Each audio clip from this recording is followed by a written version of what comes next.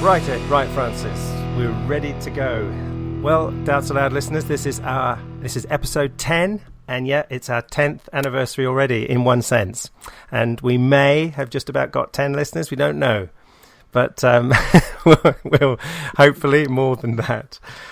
We've got a really interesting episode today, and we're going to get some news, some really interesting news from Ed. But first of all, Francis, Ed, let's recap a little bit on last month's episode. Ed? Yes, we loved having Chris Date with us, and he talked largely on what has become his specialist subject, which is how to interpret the New Testament material on hell, which is less severe than the being tortured forever consciously, which was the sort of old-fashioned way of looking at these things. So that was super, but we wanted to talk to Chris in a kind of wider aspect of how these kind of doctrines develop. And so that's something I'm going to pick up on this week. Okay, Francis, some of your thoughts on last month's episode. Yes, I thought he was a very interesting guest. And to me, just on a personal level, not how someone that fits my stereotype of a Calvinist. So it's good to have your stereotypes challenged, and he challenged mine. And he had plenty to say that was worth discussing. Obviously, you have to start with him from his point that he thinks it's all made out, and we're not so sure. But I think ultimately we agree he's got a good case about the correct interpretation of the scriptures on hell. Would that be fair? Yeah, I think it's a good assessment. I mean, I think Chris is rather an interesting person, because you're talking about a very, very conservative Christian. I mean, somebody who thinks the world is 10,000 years old. Evolution didn't happen. It's not true. The flood was worldwide. Somebody of that ilk is so different to the way we've come in our journeys and our understandings. And yet the cordial, I think, approach, and in fact, the intelligent approach of just discussing these things was very much there. And a rider to that, I think that Chris is... Yeah, he is different. He doesn't fit like the glove of Reformed person where, as Clark Pinnock once said in a meeting that I was in, he said, Reformers, they're the last people that reform, they just don't reform. And it's like, it was once only. The Reformation was once only, and Chris isn't like that. He seems to be an evidentialist. He'll go where he thinks the strongest evidence is. And that has led him to be a conservative Christian and remain one. But I kind of like it in a way. Yeah, he's someone who's thinking and open. Yes, and he changes his mind. He's obviously prepared to change his mind. Ah, so he's an open theist then. He's copying God, Yahweh. He changes his mind. So anyway, Ed, well, yes. I mean, the one thing that I would contest and have Chris, if you're listening, to think on this, is that he was quite sort of... he made an interesting comment about, yes, but you see, if you come to the Bible with this set of presuppositions, then of course you're going to see it like that. And he says, if you see it with these presuppositions, and I was trying to say, I think it's different for me. I came to the Bible with the same presuppositions he did, but the evidence changed me. Whereas this idea, your presuppositions are almost there, is a bit presuppositionalist and not evidentialist. And so that was the one thing that I would really contest in my discussion with Chris. Yeah, Francis, you had some thoughts on that. Yes. I mean, one of the things that Chris was saying was about the presupposition that the Bible is an inerrant word of God. And he was saying we have a presupposition that it's written by normal humans who are reflecting their culture when they're writing. I think that's somewhat unfair, because I think that it's not so much that we have a presupposition, that the three of us have a presupposition as non-believers, as skeptics, but that we have evidence. We know about books. We know how they're created. We know where they come from, and they're written in all the experience we actually have, or by humans. I mean, even the strongest believer will concede that the actual writing of the Bible was done by humans, and that the books are very often named after the people who are supposed to have written them. But the Christians and Jews believe that either it was that what the humans write was dictated by God, or it was at least inspired by God. So they're bringing in that extra element, and our skeptical view is the more parsimonious one. So it's the more parsimonious view that should be the default view in the absence of some evidence to introduce an extra entity like a God dictating or inspiring the writing. That's. Yeah. I see presuppositions as something that we have to make. I think we mentioned this briefly with that Given poem by Glenn Scrivener that we discussed a few episodes ago. You have to make some presuppositions, but to make one that the Word of God is inerrant and it's the Bible doesn't seem a particularly wise one to make. You're better off making presuppositions that things like reason and logic are good ways to establish reality, that kind of thing. I think there are some properly basic beliefs, and it's about what is a properly basic belief. Theists, to my mind, tend to spread that a bit wide in terms of what can be a properly basic belief. So, for instance, Alvin Plantinga says, well, my belief in God is properly basic. And I think it's not basic enough. You have to reach a belief in God through other things. To my mind, something is properly basic if you almost could not function in the world without starting from that supposition. So you couldn't function in the world if you didn't believe that there are other minds, if you didn't believe that logic worked. Those are really properly basic beliefs, and then you can start to build from them. Yeah. Okay, well, poor Chris, he's probably listening, and we're kind of picking out the stuff he said and pushing back when he's not here to defend himself. So, hi, Chris. Hi, Chris. But defend yourself, Chris. Now, do it. The other... We'll have you back anytime. He will return. The other aspect that I think we wanted to kind of have our say was Chris's idea that the final doctrine that the Bible arrived at, say on hell, is not in contradiction to the earlier ideas. So it's a bit like, this is my analogy, if you learn maths at school, the kind of final answer of what maths is really like that you'd learn at university is almost unrecognisable to the starting of 2 + 2 = 4 and developing it.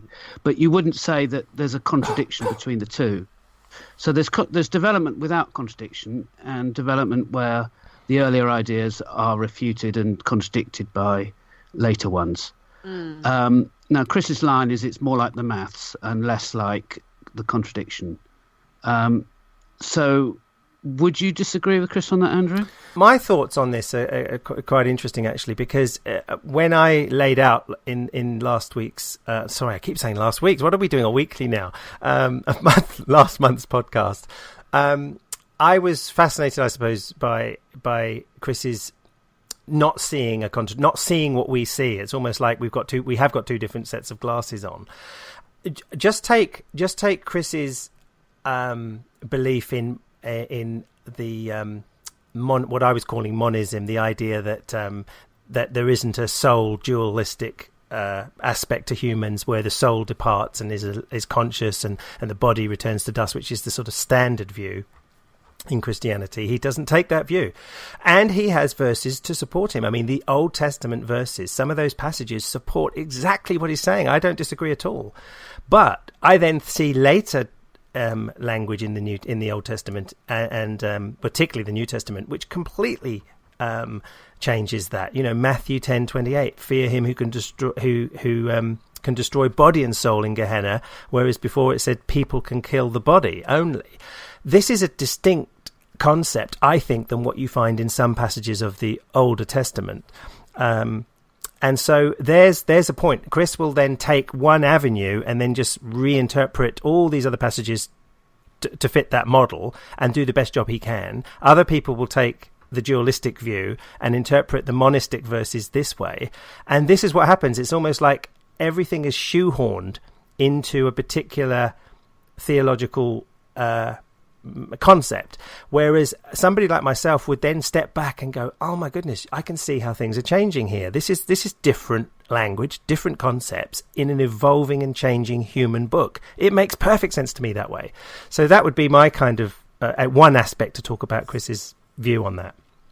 Well, if you were in some kind of harsh debate with lots of first year students or something in a university, and you were up against Chris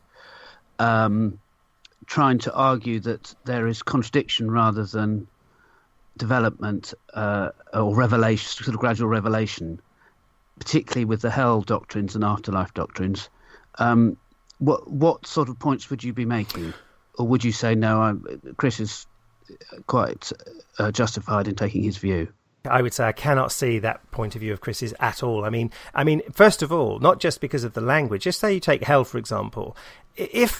And of course, the conditionalist view is very, very different, but just take the traditional view of hell and the Christian today, the average conservative Christian who believes in eternal conscious torment. There's not a word of it in Genesis, in the beginning creation story. You would have thought that the God of the universe would have laid it down instantly, that concept right off the bat, and said, Adam, in the day that you eat, you shall surely go into eternal conscious torment because of your sins, and you need Jesus in the future.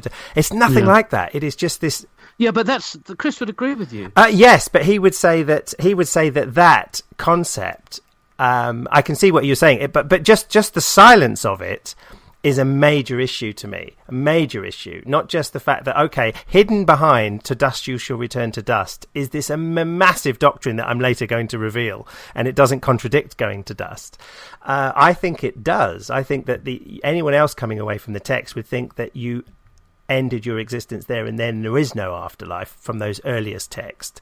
And then you have this sudden revelation that there is some sort of shadowy Sheol. Then you have a further revelation that it's actually ultimately a resurrection and then Gehenna, and then you don't die. This is amazingly contradictory to me, not a revelation that's just progressive, because it's so shocking. It's not like, I wondered when you returned to dust that really meant you'd go into Gehenna.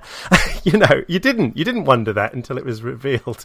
So I just see it as a massive change in concepts as we go down through the centuries, and that's just on hell. We will mention later, Ed and Francis, in this podcast about Satan, the devil. Similar concept. I just see development. Yeah. I do not see a slowly revealing of this character that doesn't contradict the prior texts.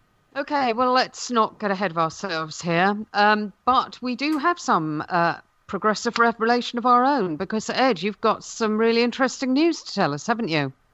Well, actually, you're the only two people who are going to be hearing this news. Everyone else knows. Because I'm hoping we're all unbelievable listeners, as the Doubts Aloud sort of community, because that's who we are kind of like riffing off and enjoying listening to each week. And faithful, unbelievable listeners would have heard me discussing with this chap Austin Fisher about doubts and how to respond to them and all those issues around that. And you know nothing of it. We don't know. So we're recording this before the Unbelievable show has gone out. But by the time this show goes out, people listening to this show will, we hope, already know more than we do who are recording it. So this is like the time traveler's wife all over again. We don't have any sort of this is just crazy, isn't it? So this really sums up what progressive revelation is. That's right. We don't know what's going on.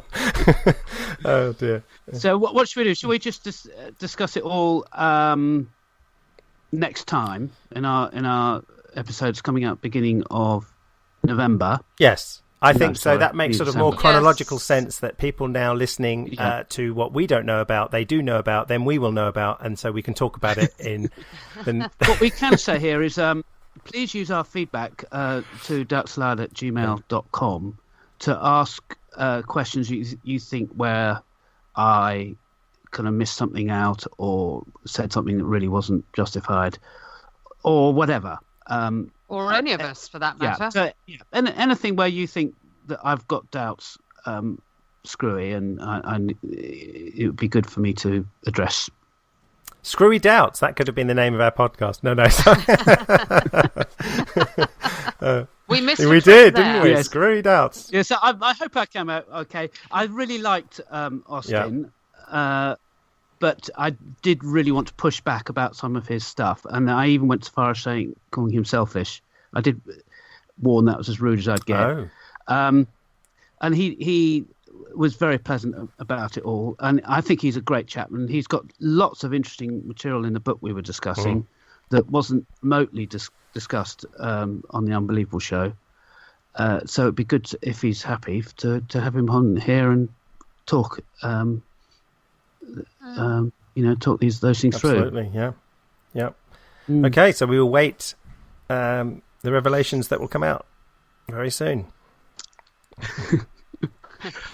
Indeed. Okay, so we're going to put the discussion with Chris we had last time in the context that we were always aiming for it.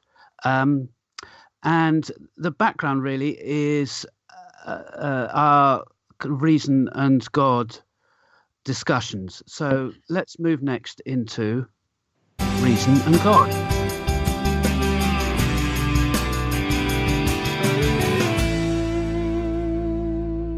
Well, in this slot, we're often bouncing back off this book called 50 Arguments for God.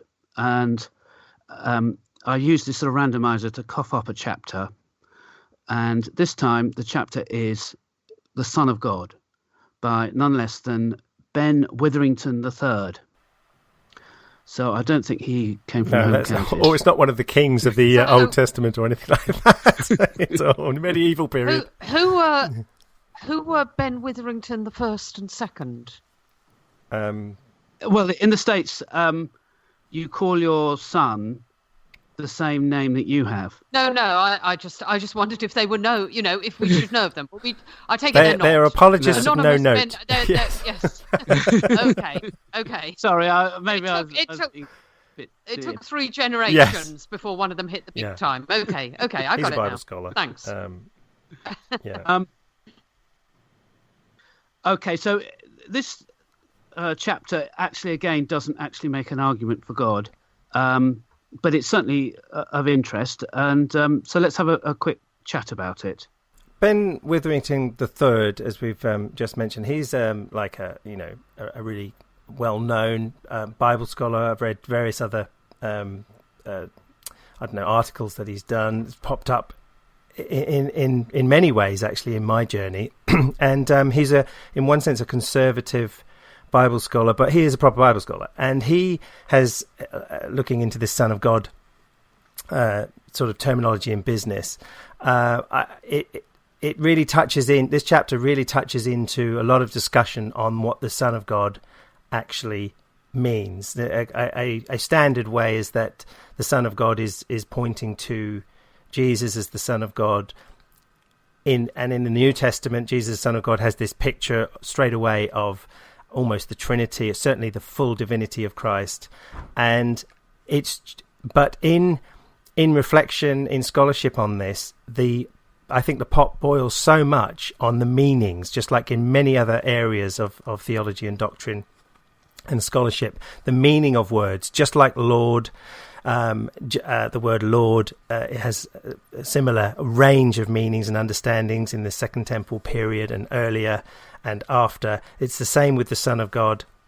The Son of God, Solomon was God's son in the Old Testament, and the whole concept could be that a Son of God, from God's point of view, could be someone who's representing you, not necessarily you, right there and then. as like an incarnation. I think a lot of stuff is read back into this term from later theology, which is the problem we have in discussions of a topic like this. So my understanding is that, and Bart Ehrman also does a lot of work on this in one of his particular books, that the Son of God, you just simply cannot say what later theological understandings of Son of God are just there inherent in the text. There's a lot more nuanced and complex meaning to that term. In some ways, it's not that complex and nuanced. It's that the Son of God is a messianic name, and in, say, like Psalm 2, the King of Israel is clearly called the Son of God, and even the verse that Mark and Matthew and people riff off, "This is my Son in whom I'm well pleased," is coming from Psalm 2 verse 7, which says how the King of Israel is God's Son, and that's all there is to it. So in some ways it's not nuanced. Well, yeah, I suppose so in some sense, but you do have that sort of contrast between whether the synoptics, when they're talking about the Son of God, do mean that he's more than a man, as in like Solomon was a man and yet he was God's son and all the rest of it. But in the synoptics, by the time you get to the thoughts in the synoptic writers, the Son of God could mean, as Ehrman I think says, that that Jesus is divine in some sense, but he's not fully God, or not God. And so they get this. That's why I think it gets more complex, because if you just said that, say, the author of Mark meant the Son of God was just like a pure Old Testament thing, that could be the case, but other people would come in and say, well, we think he's meaning this, but it's certainly not the truth. Miles away from the 4th century or 3rd century sort of Trinitarian talk and divinity. That would be mainstream scholarship, but it's more complex. That's the point I was making. As we go, it's a bit more like this evolution. But yes, I mean, you've got these, it's a shock to many, many Christians that suddenly in Psalms or and the reference to Solomon, you're thinking, so you can be, but then Christians are sons of God. I remember being in the church and said, you are all sons of God. It's like, wow. But you never took that to mean, you sort of had a way of just totally understanding that. And I think, in fact, isn't it one of the genealogies that goes back to Adam, and then Adam is the son of God? Yes, that's in, I believe, the Luke genealogy that goes back to Adam. I remember putting my hand up in college, in Bible college, on this, and it was sort of through the lecturer, because his point was talking about something else, and I said, "Hey, Adam is like the son of God," and this, to me, it was suddenly like a little light on the language right there, just by literally this discussion, he went, "Oh." That's interesting. Not that he hadn't seen it, but he in the context of what we're talking about, it suddenly picked up an interest that wasn't necessarily sitting well with the theme. And it's here it is in my gospel. So the Jesus, Joseph was the son of so and so, the son of so and so. Page, the son of Enos, the son of Seth, the son of Adam, the son of God. And that's how the whole thing. It's amazing, isn't it? So a little insight like that is worth, and I've never forgotten that little moment in college where I put my hand up and I said, but Adam is the son of God. It's like, oh. But then again, you see, that doesn't mean that you clearly can't read back your theological Christian views back into that. But there's the term right there. And so what did it mean then? And what were the evolutionary meanings of it? And so that's why I think it's more complex than just that's what it means. It's more like, okay, let's start with the text and then build up to what a writer thought it meant or something. Yeah. And then another aspect of this chapter by Ben Witherington was on Jesus calling God Abba, Father. And that's something picked up in some of the letters of Paul and stuff as well, about Abba. We're adopted, we call him. And Francis, you had to think about that as well, didn't you?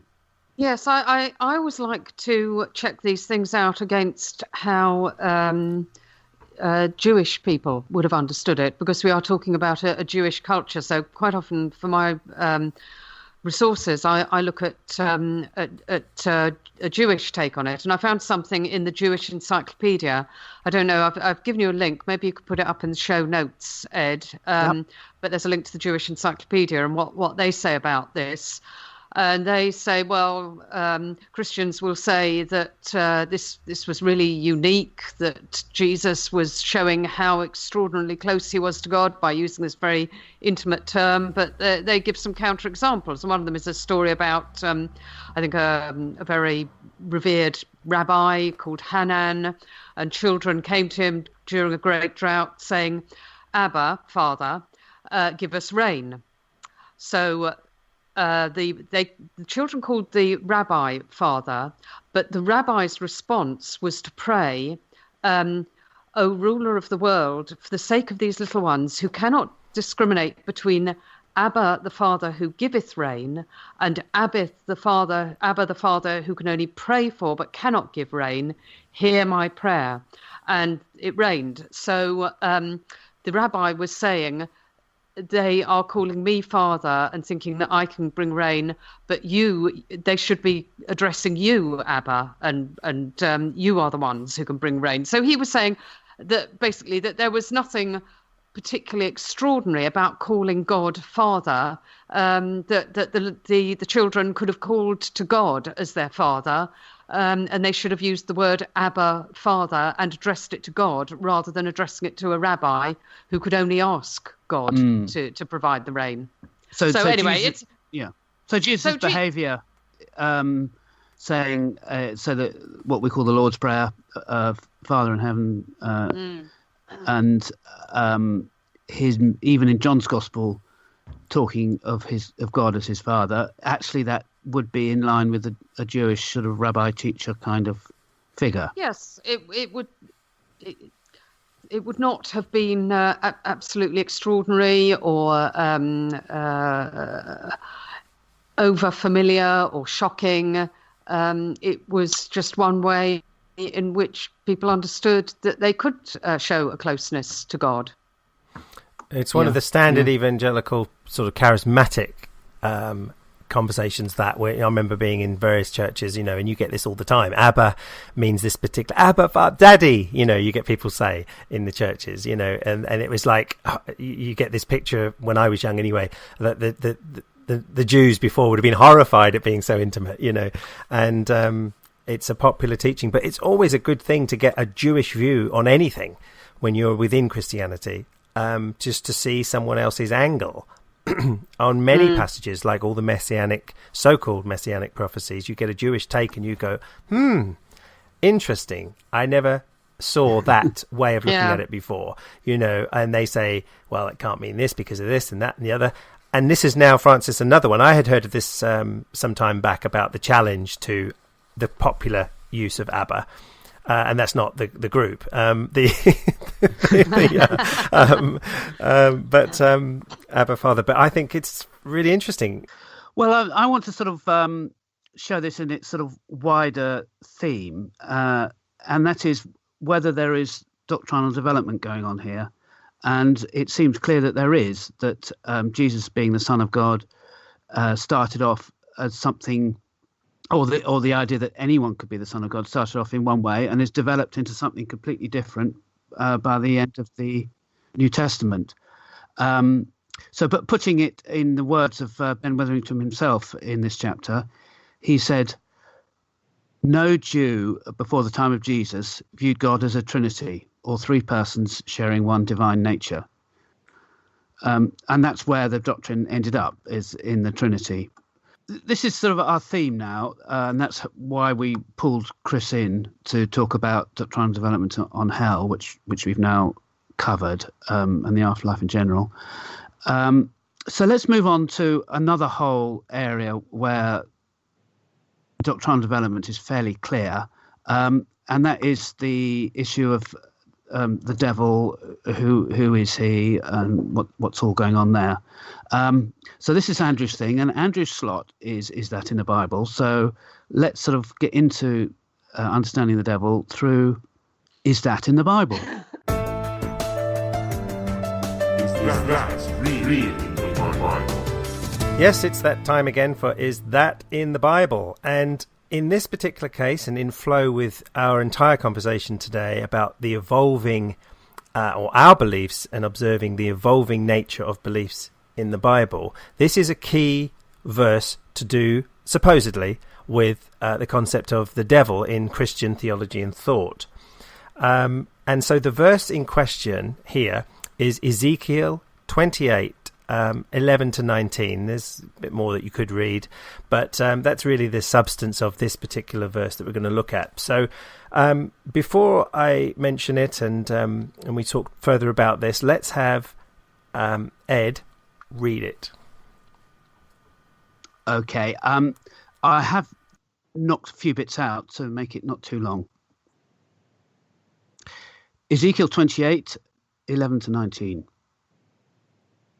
The word of the Lord came to me, Son of man, take up a lament concerning the king of Tyre, and say to him, this is what the sovereign Lord says. You were the seal of perfection, full of wisdom and perfect in beauty.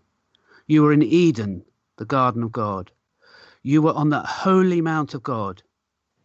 You were blameless in your ways, for the day you were created. Though through your widespread trade, you were filled with violence and you sinned. So I drove you in disgrace from the mount of God. I expelled you, guardian cherub. Your heart became proud. So I threw you to the earth. I made a spectacle of you before kings by your many sins and dishonest trade, and I reduced you to ashes on the ground. All the nations who knew you are appalled at you. You have come to a horrible end and will be no more.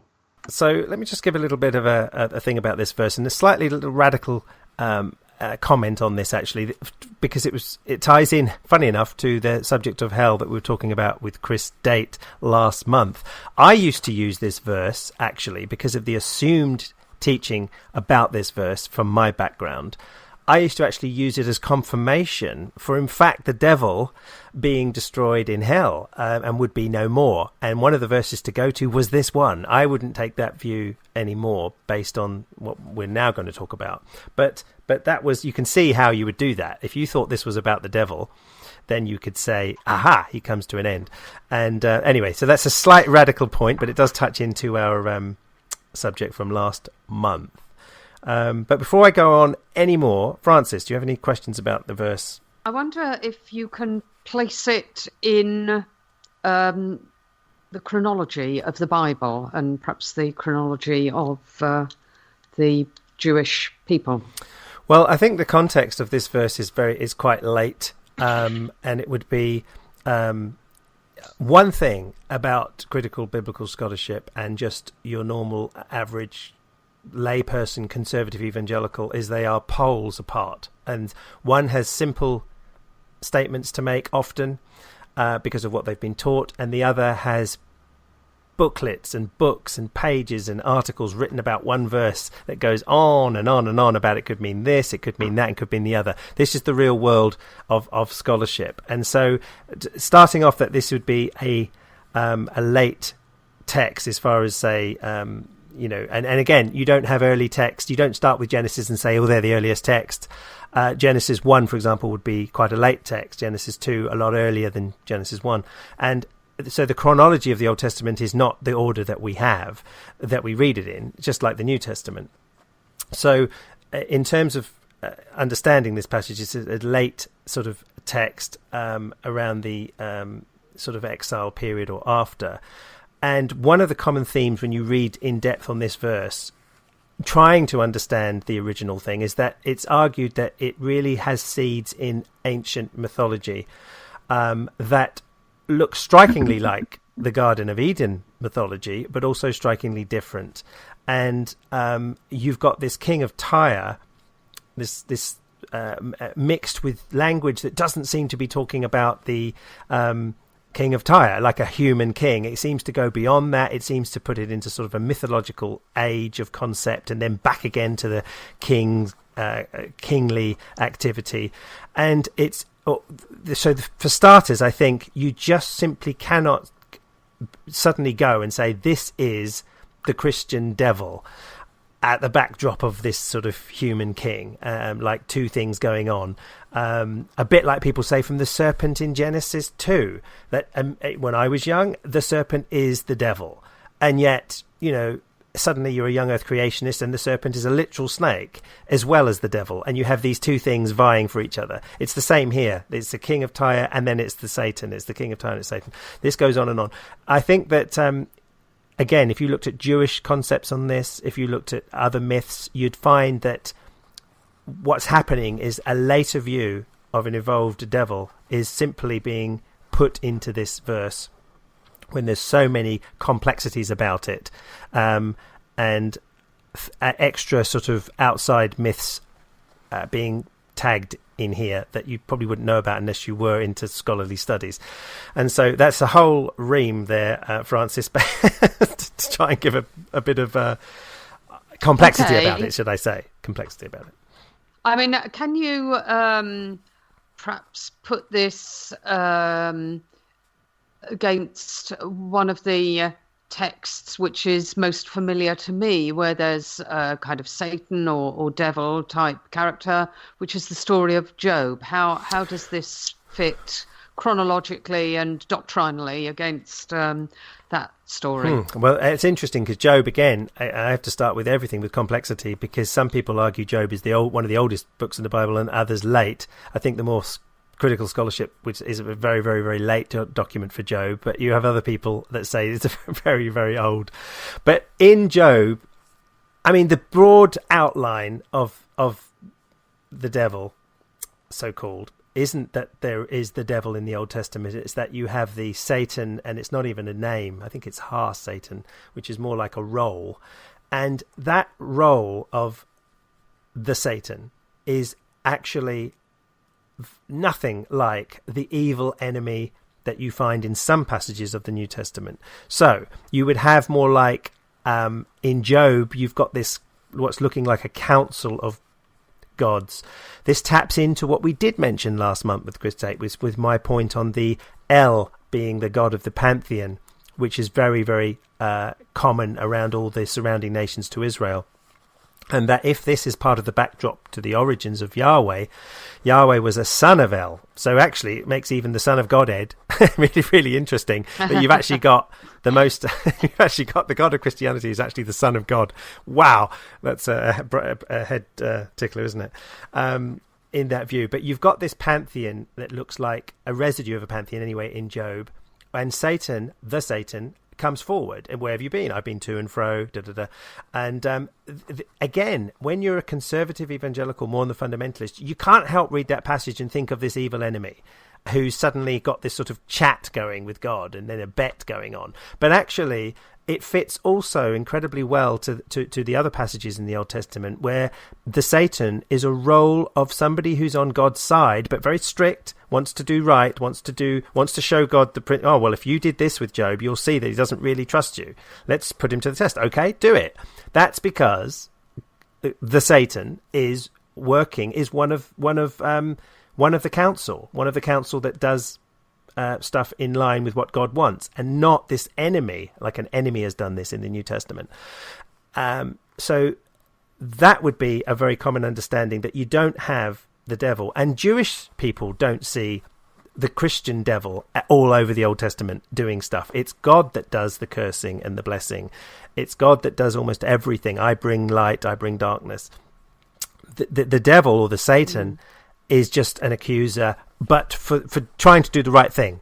So that would bring the context here of how far you get with the devil in the Old Testament. You don't get very far at all until you get to verses like Going this. Back to this passage, Andrew, it seems to me it's complete poetry. That I'm a bit of a layman, but I do know that Hebrew poetry uses the sort of repetitive theme. That's what poetry is in Hebrew. Yeah. And I can see lots of repetition. Yep. You're in Eden, the garden of God. So I drove you in disgrace. I expelled you. Lots of repetition. And so if modern poetry and ancient poetry have got anything much in common, it would be is not saying things absolutely straight direct as if it was a kind of treatise to explain something that happened or whatever. It's just using flowery language to make a point. And it would seem to me the whole thing is making a point about the king of Tyre, or the nation of Tyre, maybe more accurately, and using all this kind of language to say it. And so it's got nothing at all to do with the devil. No, except that except with this difference that, for example, in Job, when it talks about Behemoth and Leviathan, you've got it's probably talking about something very plain in front of them about, say, maybe situations in the world, but it's using this backdrop mythological language of sea serpents and dragons at the same time. And so what's happening here is you've probably got this whole Tyrell against the king of Tyre, but it's drawing from seeds of ancient myths. And it's so, like, for example, the Mount of God seems to be a very interesting term which ties into this pantheon where all the gods are on a mount. And this language of a mount is not, you don't see that in Genesis 2, for example, in Eden, that it's on a mount. Maybe you could, but it's not there. But this mount is found in this sort of pantheon texts of gods, or the sons of the gods, and you were expelled and all the rest of it. So it could be drawing on mythology that we don't really know much about to make a point against this particular king, which means you can switch between the trade and all the people looked on you as horrified, and yet it's a repatterning of a myth story as well to make the point. So this is why it's so complicated. You can't just say and then read in it's the devil. It's probably got nothing to do with the devil, but it has got something to do with a mix of mythology and an attack on the king at the same time. That's what I'd say. So yeah. What people love to take of this is not it just talks about the devil, but also his origin, that it's some fall, like the Garden of Eden fall for mankind. Right. There was a sort of prior demonic fall. Yes. And I think, is this the passage that they all go to, or is it a whole range? I think it's a few passages. It's one in the New Testament that I saw. Was it the bright morning star fall or something? I saw Satan fall from heaven. I forget what it was now. There's a New Testament passage, the bright morning star fall, and people say, and there's something in Revelation as well, and people don't know whether it's the future that something falls or whether it's a hark back. But again, the problem is that a theology kind of develops, and then you have your key verses, and it sort of goes in this sort of cycle. And here you have this isn't the most sort of common one for the fall, but even the fall in Genesis is actually seriously questioned. I mean, Jews don't see a fall in the Adam and Eve story so much. It's much more of a New Testament look back to the fall in the Garden of Eden. There's even progressive evangelicals that have sort of questioned how much of a fall you actually see in the text of Genesis as opposed to the look back from later writers. And it's the same with here. People have found, yes, I expelled you, the guardian cherub. So suddenly, you go, aha. So there was an expulsion of a cherub or an angel, or how, again, that can be different, cherub and angel. But that's where I think it's like, if something sounds like something and it reinforces what you're doing, that's why you do it. And so it's like lots of other passages that Jews don't like Christians mentioning, because Christians look back and they go, aha, this is pointing to Jesus, when it wasn't actually, like the famous one that we think we've covered, haven't we? The virgin shall conceive. Suddenly, even Matthew is going back to the Septuagint and finding something and goes, aha, so it's a virgin, when actually, when you look back, it's not. And it's the same thing happening. You would have probably had the idea that Satan is now become an enemy, so it's not just your agent of God, it's an opposing enemy of God. The question is, how did he come about? Well, he must have been one of the good guys, and then he rebelled. You may have had those thoughts. Then you go back to the Bible, and then you find passages, and then before you know it, they are about the devil. It wasn't there before, but they are now. And so this is definitely one of them. One of the big ones when I was young was used, yes, for the fall of the devil, which implies that he was in the Garden of Eden, if you're going to take that story. And some people have gone so far to think that the fall was the story in Genesis 2. So Satan coming down to talk to Adam was the fall of the devil, not this, which completely scuppers this idea of an angelic fall years before to cause all the problems. Ken Ham would say, I think he would say, the fall of the devil was him coming to tempt Eve. That was, so before that, he was a good guy, you know, and it doesn't even say that in the text. We don't even know what the serpent was, you know. Wow. So all I would say is start with complexity and then study, you know, because that's all I've ever been able to do. Okay, I want to start sort of pulling this all together, if you're all happy with that. Now I've pulled it apart, yes. Yes. So we got this theme about doctrinal development. Yes. So that was seeing it in Doctrines of the Devil. And I wanted to recap a couple of things we've done in previous episodes before we kind of try and look at it in the round. Okay. So we looked at in episode 2 with initially the genocides in the Old Testament and thinkers like Greg Boyd and Randall Rouser, who are saying that actually that wasn't the true nature of God commanding genocide. The true picture, as revealed later on, is the Jesus of love and of turning the other cheek and all of that. And so that that would certainly seem to be an area ripe for us to see doctrinal development. Well, Francis, what do you make of that aspect of doctrinal development? Well, I think that the problem with it is that it's all very well if we're going to say that, and you say, "Oh, we're going to draw a line under the Old Testament, and with the New Testament, it's a completely different thing."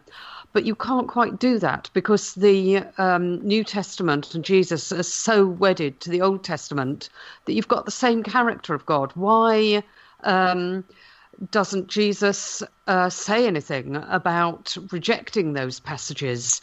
If God is of the Old Testament is the God who is supposed to be Jesus's father, then you still have that problem. You can't just brush it aside by saying, well, look what Jesus was like. Well, okay, that's what Jesus was like, but he came from this Old Testament tradition. He invoked the Old Testament. He showed no rejection of the Old Testament. How are you going to... You're not marrying those two things up. You're just kind of brushing it under the carpet. You're brushing the Old Testament under the carpet. There's sorry to be obviously Mr. Complex today, but it's even more complex because I remember reading a great book called Disturbing Divine Behavior by Eric Siebert, Old Testament scholar, and he was going all through the Old Testament stuff a bit like Tom Stark, but when he got to the New Testament, he then had to break that down into stratas. He said there's the apocalyptic strata where Jesus can be quite close to the God of the Old Testament, and then there's this sort of flower power. That's my interpretation. There's sort of like Jesus' love, Jesus' compassion, and all this stuff. And he was having to segregate the apocalyptic, and then going with scholarship that says perhaps the apocalyptic was put on Jesus' mouth, and the original Jesus is the one that we need to have the glasses for, to look back at everything to make it a peaceful Bible, because he's kind of like a Mennonite kind of scholar, I believe. And so I'm thinking, not only when we say let's put the Jesus glasses on to look at everything, he was having to put on a strata of Jesus glasses to reinterpret the apocalyptic, i.e., bring them all before me and slay them before me if they do not want to follow me in one of the parables, or the bad Jesus, as Hector Avalos says in his book. And I found that really interesting. To now we've got to actually have only a narrow part of Jesus in order to salvage everything. Yes, people tend to say, oh, Jesus...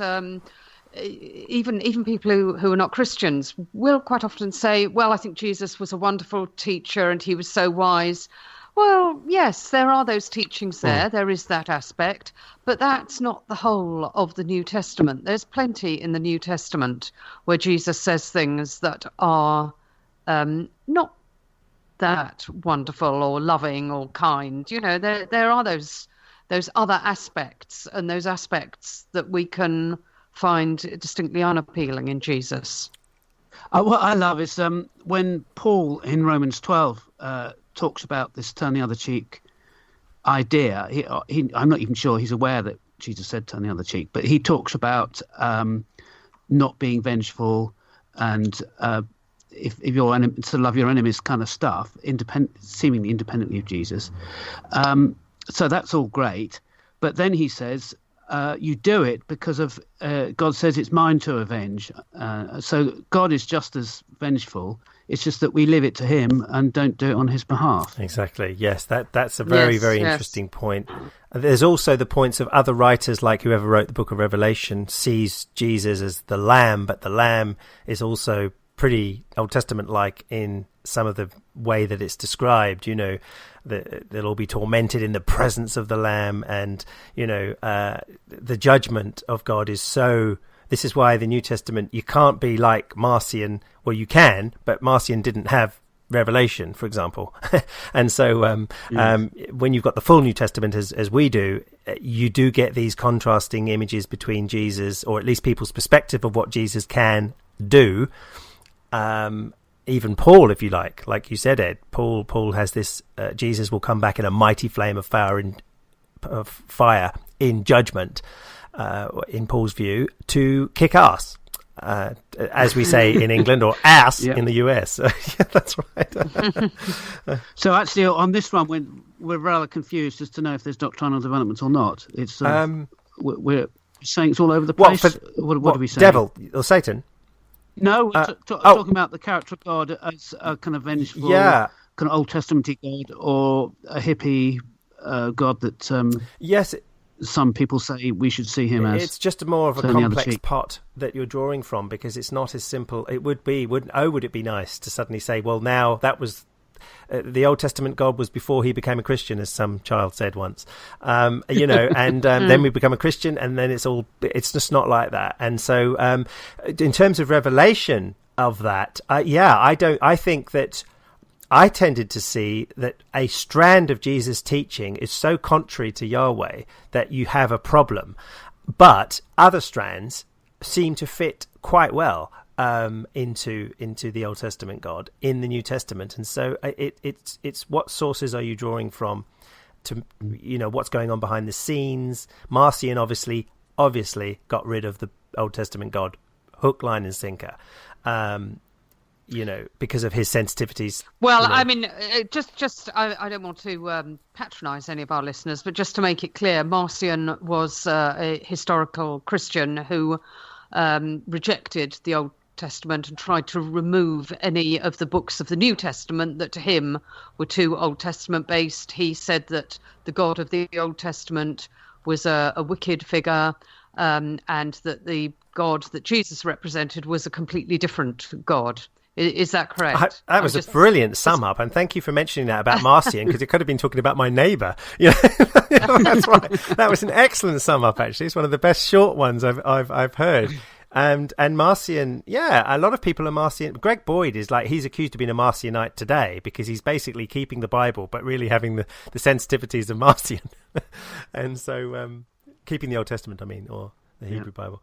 Yeah, excellent sum up. Okay, so dipping into what we've done previously on another aspect is this thing with the atonement that obviously we did 3 whole episodes on, and with that we also noted, certainly in my mind, quite a doctrinal development that sins are forgiven through animal sacrifice in the Old Testament, and the idea of God dying to allow us to be in harmony with him, to be reconciled with him, to have our sins forgiven. That New Testament idea of atonement really is not seen at all until Christians start reflecting on what Jesus' death meant. Yeah. Do you want to add anything to that? Well, we'll note it in passing. I was just thinking of this recently, Ed, on this whole idea of evolving and how, to my mind, and this is it, why is it my mind that sees something and say someone like Chris Date doesn't see it? And that's another whole question. But I see, for example, I was thinking of all of the sacrifices of animals in the Jewish culture that were taught in the law to do. And I was taught when I was young, this is to teach us that there will be a Messiah coming. This is all in hindsight, of course, who will be sacrificed once and for all, so we can stop all the sacrifices. And you thought, yeah, of course, all of that bloodshed. And then it dawned on me, I'm thinking, hang around. Then all of the laws that were given are then discarded, basically. It's almost as if God could have just had a concept right there already without having that so-called witness of all of that sacrificing of animals, only to picture the Messiah doing it once and for all, and just suddenly change tack and get rid of all the laws with it. It just didn't seem, it seems to me, it's so obvious, seems to me, that you've almost got one religion becoming something totally different because something happened. And it stands out like a sore thumb. I don't see it as a prefiguring of anything. I think it is more barbaric. And, do you see the point I'm trying to make there? I just thought it's just crazy. Yeah. Yes, if you kept all the laws and you were more like an Ebionite and you said Jesus is just coming to help you or guide you, or you believe in the Messiah to help you keep these laws and to keep all maybe the sacrifices going as a memorial or something, maybe that would be more consistent. But to jettison the whole lot and then have all of that slaughter of animals, just a picture of what Jesus would do, it just seems barbaric rather than a wonderful picture. Isn't it great? Yeah. Anyway, that's my sort of rant today. Okay. No, I think that's a good point. I think that's a very good point. Okay. So I'm going to list, it looks like 6 or 7 areas where we've been discussing over the last most of an hour, I guess, on doctrinal development. So there's this atonement thing we've just done. There's the thing with the afterlife and hell and that we talked to with Chris last episode. Just briefly, Andrew talked about the names of God. It kind of came up both this time and last time. There's the big thing on the devil, then with Ben Witherington and the Son of God, and the doctrinal development on those ideas leading eventually to the Trinity. And then the character of God in the Old Testament, and is that different from what we see later? So this seems a pretty comprehensive list of the important things that you should consider in Christianity and in a religion of theism to can have all these bases covered. And there's not a whole lot that's left when you've looked at those doctrines in a kind of to get a whole picture of the faith. So can I leave it as a question, and maybe you could sort of give some thoughts on what the answer might be, and that is, if we have the hypothesis that this is just a normal development ideas, as we see in human culture, or the hypothesis that this is a divine agent choosing to reveal doctrines bit by bit, a bit like as we learn maths through school. So those are the two hypotheses. And the data we see in the Bible and in Christian thinking, does that fit better the idea of just humans making stuff up as we go along, or a divine agent revealing things stage by stage? Now for something completely different, as I once said before, we are now going to have back into our segment that Ed does, and it's going to be very interesting, the climate end note.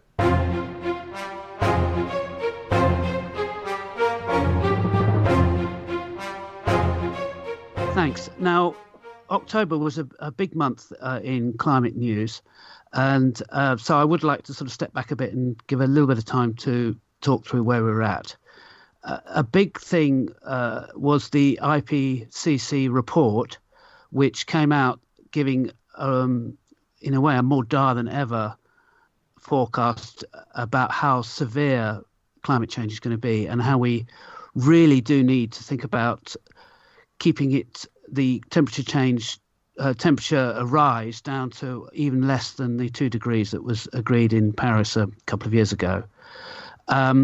And even if the Paris Agreement had commitments that didn't match the science as to what needs to be done to keep things down to 2 degrees. So things are looking extremely dire from that point of view. Did that catch either of you two as when it was in the news? Oh, definitely. It was big news, wasn't it? Well, good news in the sense of... Big news, Oh, not sorry. good news. Big Sorry, news. I thought, obviously the sound went then. I thought good news, and I thought, well, you must mean it's good news because it will get everyone to really act. I was trying to interpret that then, right then. Sorry, big news. Of course it was, yes. Yeah. I was, I thought, gosh, I was talking about this 3-degree change potential and how just the adaptation that people are going to have to make, and it was just to me it was like a bit of horror news almost something you want to push away and just not think about. That's my gut reactions is like, I don't want to think about it. No, I want to get on with something else. Yeah, that's right. I mean, we all do our different things. You act in the world with your fostering and all sorts that you do. It's not like we've all got to concentrate on everything that comes up that's bad news and work on it. But it is sort of my thing. Yes. And actually I went to an LSE, London School of Economics event, panel sort of discussion, and they were saying there, in fact, Lord Turner, if you remember him, is working on this, and he said that the 2-degree target is quite easy to reach with technology as it's coming in. And it would only be about a 1% increase in costs for consumers across the board to decarbonise the whole economy to achieve that. So the problem is not the technical side. The problem is us all agreeing and getting to it to introduce policies that will enable that change to be made. And this is where another aspect of October news comes in. The Nobel Prize for Economics was announced, and there were 2 economists who won it, and they both were on this issue of a carbon tax to resolve the climate change issues. And the work they've done has shown how the carbon tax is actually the best policy and a policy that will work. Another thing that happened in October was this UK think tank that's called the Policy Exchange, and it's a think tank that has led a lot into more right of centre policies. And they came out with a big report in October, and they said how taxing carbon was definitely the way. There are alternatives on the table. Well, the alternatives are things like lots more regulation or lots of subsidies for renewable energy, or what we have in the EU at the moment, which is still just in the EU, is this cap and trade system. And they're saying no, that the only way to go is carbon tax, as the Nobel Prize economists were saying. But they also added that the money you collect has to be given back to the people. You can't siphon it away and use it for the health service or insulating homes or all sorts of other good things that could be done either in environmental policy or general policy. And the reason for that mostly is to keep it popular.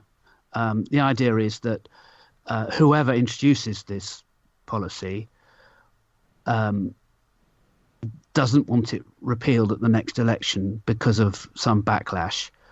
It's got to be agreed across the board, and how you spend the carbon tax, are you going to spend it on schools or on spending it on cutting taxes for corporations, say, the sort of left and right way of looking at it. You want to take all that politics out of it and just say, well, give it back to the people. They know how they want to spend it best. So even a right-leaning think tank is saying, yes, we need to have this strong policy response to carbon dioxide in polluting the atmosphere, causing global warming. And the way they're doing it, they're advocating, is actually the same policies that the Green Party has. So that's right across the spectrum. People are now saying the same thing. The Green Party must be elated. We've been saying it all along. But how... And then...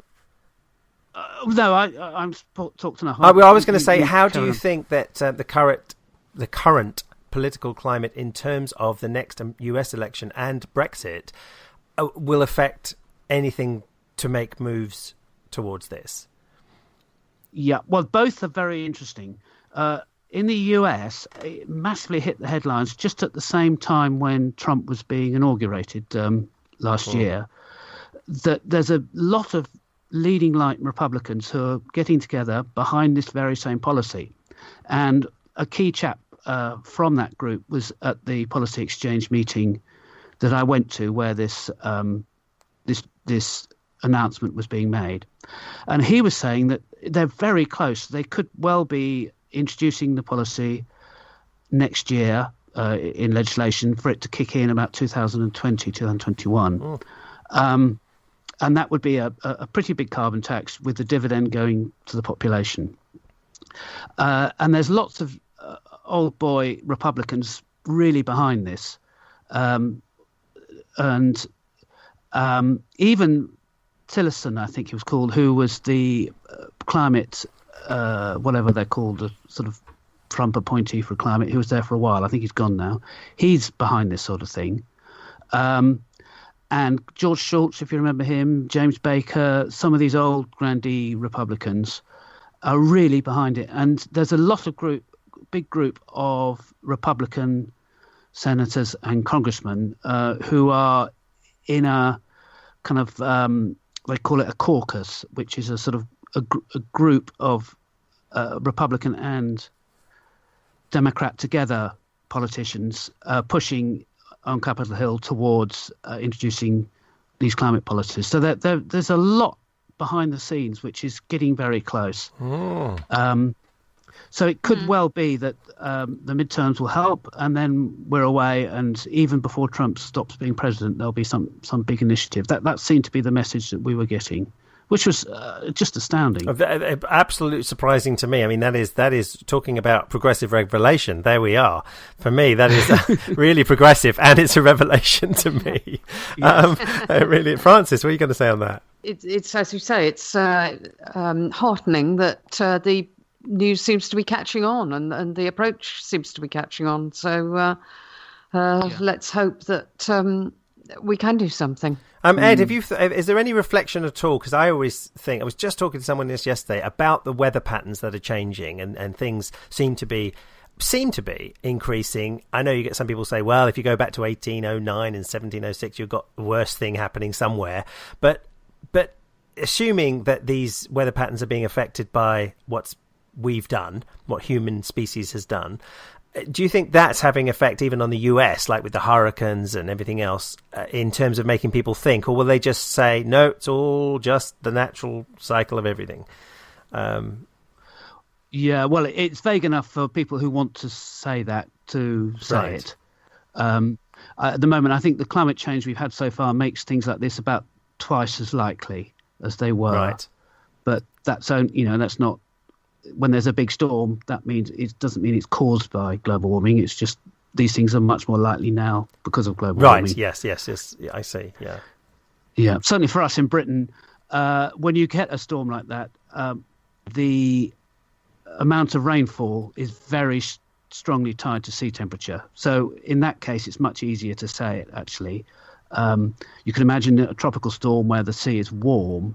You get heaps more rainfall than when the sea is cold, as in kind of the sort of typical Scottish drizzle or something like that. Yeah.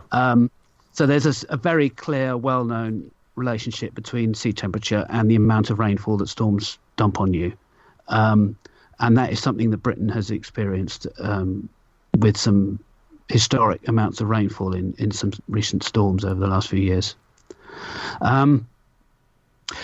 Just sort of pulling it together again, the group that I'm really keen on is called Citizens Climate Lobby. I'm in the kind of what we call the steering group for the UK. In America, it's big news. And the American bloke who was talking to us at the Policy Exchange, he says the Citizens Climate Lobby in America, which is where it started, they've got 100,000 people. They are the troops. They are the people who've helped made all this happen. And we're heaps behind in the UK, but to us, it looks like this is the way that the whole world can go. The Americans can introduce this kind of policy. The Chinese can join to it quite easily because they would want to trade with America with no extra kind of barriers to trade, with having to add carbon prices and things to import to America and that sort of stuff. So it could very quickly start to develop that there's a trading bloc where to join you'd need to have a carbon tax at the right kind of level, and in a democracy that would also involve giving the tax back to the people.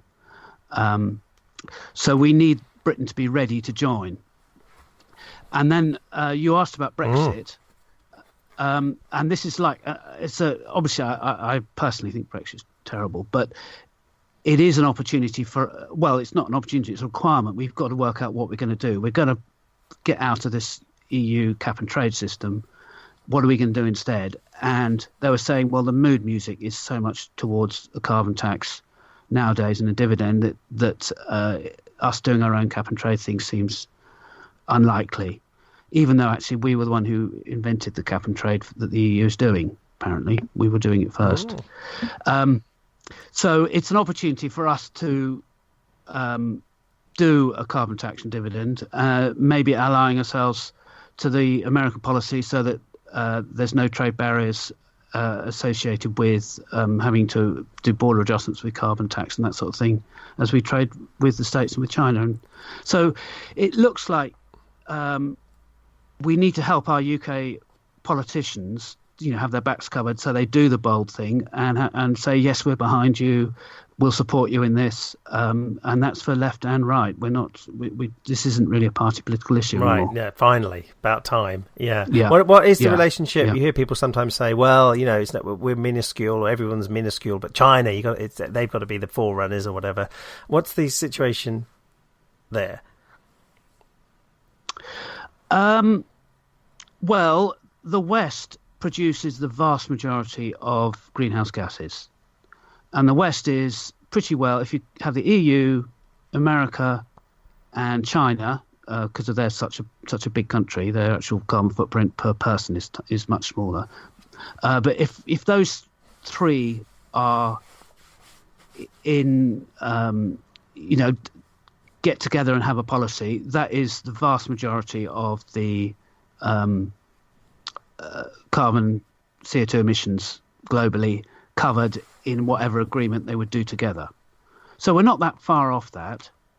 And then I imagine that Japan's a big deal, and they would be the kind of people who could join in quite easily.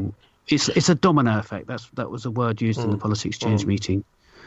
Once there's something bold happening and people say, yes, that's it, there's a cost of not being part of it because of the extra tariffs that would be imposed on your exports. And so people join in. So just one more thing then. What about the whole, well, not a surprise maybe, but the reality that Trump pulled out of aspects of this when he came in to power?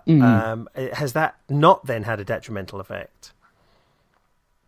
Well, in a lot of cities and states, they're just doing what they've done anyway. So in some ways, it's the kind of atmosphere that he did is more than the actual real impact on the ground.